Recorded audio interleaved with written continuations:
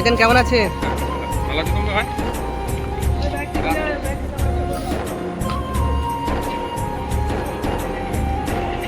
একেবারে বিধায়কের আমি জিজ্ঞেস করলাম, তিনি উত্তর দিয়েছেন একেবারে শান্ত শিষ্ট মানুষ।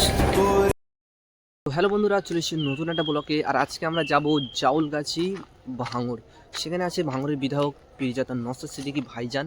আর সেখানে আজকে আমরা যাচ্ছি দেখা করতে, তো তোমরা দেখতে থাকো বন্ধুরা। আর রাস্তা দিয়ে ঘুরতে ঘুরতে প্রচুর খিদে পেয়েছে, তো আজকে চলে এসেছি এই দোকানদার কাছে। দুটো বিস্কুট দাও তো, বিস্কুট দুটো কত? এলো টাকা। কোথায় যাবে? আমি আজকে যাচ্ছি ওই বামুনিয়া জাউলগাছি, যেখানে আসে বিধায়ক নওশাদ সিদ্দিকী। যাও, পয়সা লাগবে না, তুমি ভালো না না না, নাও তুমি নাও। না, তোমার পয়সা নিয়ে নাও। আরে রেখে দাও না পাঁচটা। তুমি যাও, গরিব মানুষ আছো, আপনি কাজটা ভালো করে করেন। আরে ক্যামেরাটা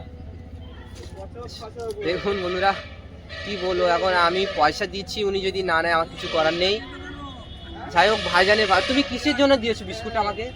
ওই আপনি ভিডিও ছাড়েন, ভালো ভালো দেখতে আমার ভালো লাগে।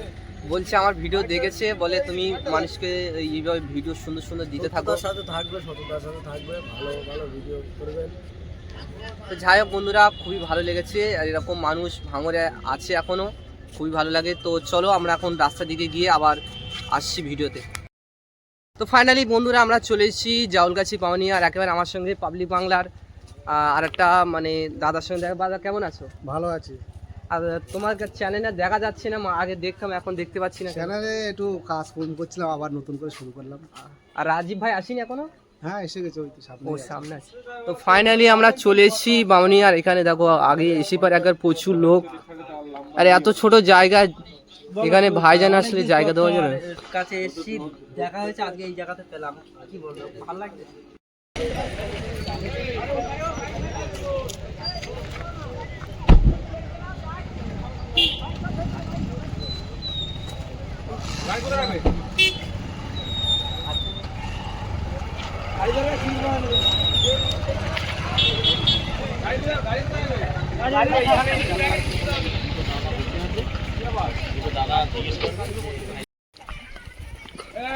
স্কুল চলছে, গাড়িটা সাইডে রাখ, সাইডে রাখ।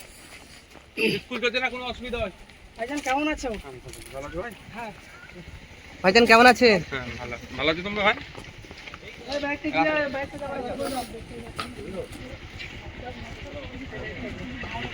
একেবারে বিধায়কের আমি জিজ্ঞেস করলাম, তিনি উত্তর দিয়েছেন একেবারে শান্ত শিষ্ট মানুষ।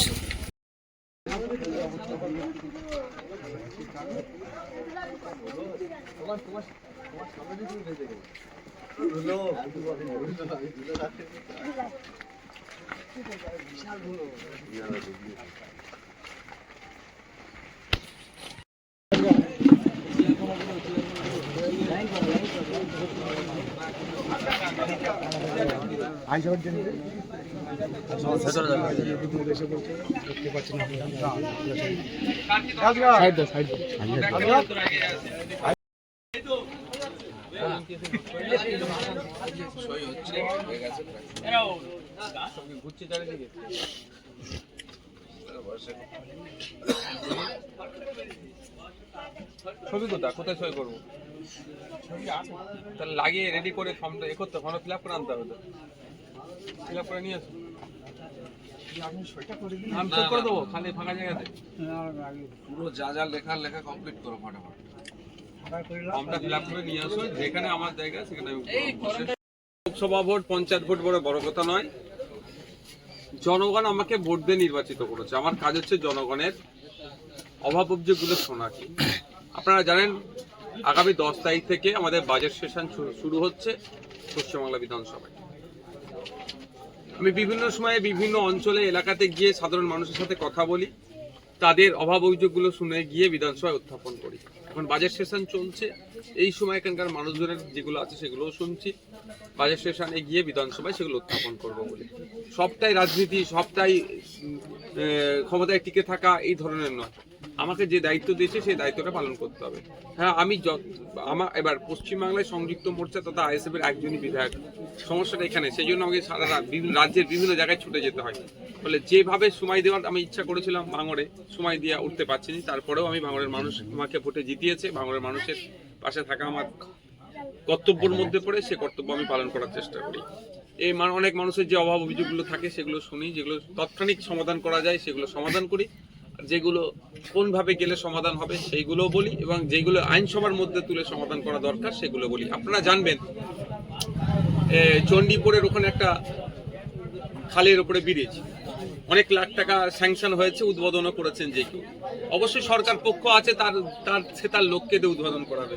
কিন্তু এই যে চণ্ডীপুর সহ এই ভাঙড়ের যে সমস্ত ব্রিজের গুলো সংস্কার হচ্ছে বা কাঠের পোলের পরিবর্তে কংক্রিটের ব্রিজ নির্মাণ হচ্ছে, তার জন্য তো আপনাদের মতামত নিয়ে তো আমি বিধানসভা উত্থাপন করেছিলাম। মাননীয় যিনি সেচ মন্ত্রী এখন আছেন আমাদের রাজ্যের মানস ভূঁইয়া মহাশয়কে আমি কোশ্চেন করেছিলাম, মেনশন করেছিলাম তখন সেই সময় মন্ত্রী মহাশয়কে। এর প্রভাবে এগুলো তো হচ্ছে। আপনারা আমাদের জানিয়েছিলেন চণ্ডীপুরের মানুষজন জাবলগাছির যে এই ব্রিজের সমস্যা, ভাঙড়ের আপনার পদ্মপুকুর ঘাটের ব্রিজের ভগ্নপ্রায় হয়েছিল, সেটা জানিয়েছিল, সেটা সংস্কার হয়েছে। আরো যে সমস্ত ছোট ছেলেগুয়ালিয়া থেকে শুরু করে এদিকে চণ্ডীহাট থেকে শুরু করে বিভিন্ন যেভাবে আমাদের ব্রিজগুলো কাঠের ব্রিজগুলো যেগুলো ভগ্নপ্রায় সেইগুলোকে কংক্রিটের ব্রিজ নির্মাণের দাবি করেছি, এবং সাথে সাথে আপনার যেগুলো কংক্রিটের আছে কিন্তু দুর্বল হয়ে আসছে সেগুলোকে সংস্কারের কথা বলেছিলাম। এই যে আপনারা জানলে আরো খুশি হবেন, ছেলেগুয়ালিয়াতে প্রায় 80 লক্ষ টাকার প্রকল্প আছে। 80 লক্ষ কত হাজার টাকা সেটা আমার মেনশন করার আমার দাবিতে হয়েছে। তো এখন যেটা কাজ হচ্ছে আমাদেরকে দেখে নিতে হবে যে কাজটা হচ্ছে সে কাজটা সঠিকভাবে হচ্ছে কিনা। কারণ হচ্ছে যে টাকা বরাদ্দ হচ্ছে, যে কাজের জন্য বরাদ্দ হচ্ছে সেটা হচ্ছে না, কিছু নেতা কেতারা কাটমানি খেয়ে নিচ্ছে, সেটা কিন্তু সাধারণ মানুষকে দেখে নিতে হবে।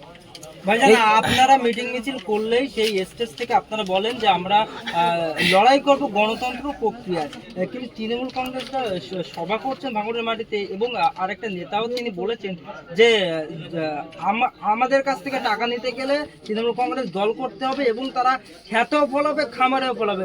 গণতন্ত্রের কথা বলছেন না, তাহলে প্রশাসন এদেরকে ছেড়ে রেখেছে? দেখুন, ব্যাপারটা হচ্ছে আপনাদের বলি, প্রশাসনের উপরেই তো আমাদের সত্যি লজ্জা লাগছে, আমাদের দুর্ভাগ্য আমাদের রাজ্যের প্রশাসনের উপরে, যে যারা দিন দুপুরে এই ধরনের কথাবার্তা বলে সংবিধান বহির্ভূত কথা বলছে, গণতন্ত্রকে বিপন্ন হবে যাদের কথাতে, তারাদেরকে প্রশ্রয় দিচ্ছে। আর যারা গণতন্ত্রকে রক্ষার জন্য, গণতন্ত্রকে ফিরিয়ে আনার জন্য লড়াই করছে গণতান্ত্রিক প্রক্রিয়াতে, তাদের বিরুদ্ধে ব্যবস্থা গ্রহণ করার চেষ্টা করছে, মিথ্যা মামলা দিচ্ছে। তবে একটা কথা বলবো, এই প্রশাসনও জানে 1977 সালের ইতিহাস, তার আগের ইতিহাস কি পরিস্থিতি ছিল। ইমার্জেন্সি হয়েছিল দেশে, তারপরও মানুষ কিন্তু ঘুরে দাঁড়িয়েছে, মানুষই ঘুরে দাঁড়িয়েছে। 1977 সালের আগে যে কি অবস্থাতে বিরোধীরা রাজনীতি করতো, তাদেরকে কিভাবে দমন পীড়ন করা হয়েছে, কিন্তু 1977-এ সব আবার বদলে দিয়েছিল, আবার মানুষই সরকার তৈরি করেছিল। তো যারা এখন এই ধরনের পথে বেড়াচ্ছে, খেতে ফলাবে খামারে ফলাবে, তাদের উদ্দেশ্যে আমার বার্তা, গণতন্ত্রের কিন্তু শেষ হাসি হাসবে গণতন্ত্রে। আপনারা যত গণতান্ত্রিক কথা বলেন না কেন, আমরা গণতন্ত্র দিয়ে আপনাদের এই কথা উত্তর দেব। আর যিনি বলেছেন আমাদের দল না করলে টাকা পয়সা পাওয়া যাবে না, অর্থাৎ প্রকল্প পাওয়া যাবে না, সম্পূর্ণ সংবিধান বহির্ভূত অগণতান্ত্রিক অনৈতিক কথা বলেছেন। আমি তার বক্তব্যকে ধিক্কার নিন্দা জানাচ্ছি। বন্ধুরা, আপনারা দেখলেন যে বিধায়ক নওশাদ সিদ্দিকী ভাইজান তিনি তার সেই কর্মীদের সঙ্গে কথা বলছিলেন, সেখানে ভিডিও করতে দিইনি, এটা একটু খারাপ লাগলো আমার, বাট কিন্তু তাকে খুব ভালোবাসি বলে সেই জন্য কিছু মনে করি না আমি। যাই হোক, ওদিকে ঘুরতে ঘুরতে আর আমাদের এখন এই মুহূর্তে এসেছি আমাদের সেই ভাঙড়ের বিধায়কের গাড়ির পাশেই, আর এখানেই একেবারে হঠাৎই সেই আমাদের পুরনো সেই ভাইদের সঙ্গে আবারও দেখা হয়ে গেছে, যে ভাইদের সঙ্গে আমি অনেক দিন থেকে চেষ্টা করি দেখা করব, কিন্তু কোনো দিন সবল মানে সেই সুযোগটাই পাইনি দেখা করার। আজকে ফাইনালি মানে উল্টোটা হয়ে গেছে, আমি যেটা চেয়েছি যে সামনাসামনি দেখা করবো, আজকে জানি না হঠাৎ কিভাবে দেখা হয়ে গেছে। এটা ওপরওয়ালার কি খেলা, বলো কেমন আছো? সব থেকে বড় বিষয় হচ্ছে দেখা জীবনেও হতো না, আর তোমার সঙ্গে আমার পরিচয়ও কোনোদিনই হতো না। এই ভাইজানের জন্য পরিচয়, আর ভাইজানের জন্য দেখা হয়ে গেছে। একদম ঠিক তো? ঠিক। আলমিন বন্ধু, কিছু বলো, কেমন আছো? অনেকদিন পর দেখা হলো। তুমি কেমন আছো? আমি তো খুব ভালো। তো ভাইয়ের বাড়ি এখানে, ঠিক আছে, ভাইয়ের সাথে দেখা করলাম, খুব ভালো লাগলো। আর ভাবতে পারিনি যে ভাইয়ের সাথে এমনভাবে দেখা হয়ে যাবে, ভাইও ভাবতে পারিনি। মানে ভাই বলছে ভাই যেটা ভাবে তার উল্টোটা হয়ে যায়। আজকে কিন্তু দেখা করা সেরা নিয়ে ছিল না, দেখা হয়ে গেল। আমার ইচ্ছা ছিল আজকে নওশাদ সিদ্দিকীর একটা সুন্দর একটা ব্লগ করে ছাড়বো, সেইটা মানে ক্লিপ একটা নিতে পারিনি।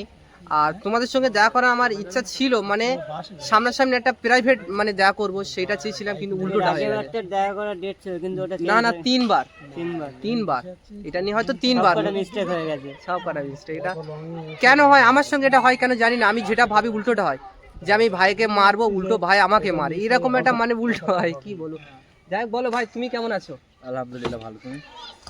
আরো একটা নতুন গোলাকারের সঙ্গে দেখা যাচ্ছে। ভাই বলো কেমন আছো? একেবারে দেখো আমাদের একটা পুরো একটা টিম, ভাইজানের একেবারে ব্লগার সব টিম। এই টিমগুলো শুধু ভাইজানের ব্লগ আমরা দিই, আর কিছুক্ষণ পরে আমরা আবারও একটা নতুন ব্লগ ভিডিও দিয়ে দেবো, ওটা কালকে আপনারা দেখতে পাবেন। আর আজকে ব্লগটা এই পর্যন্তই, দেখাচ্ছে নেক্সট একটা ব্লগে। ততক্ষণ আমরা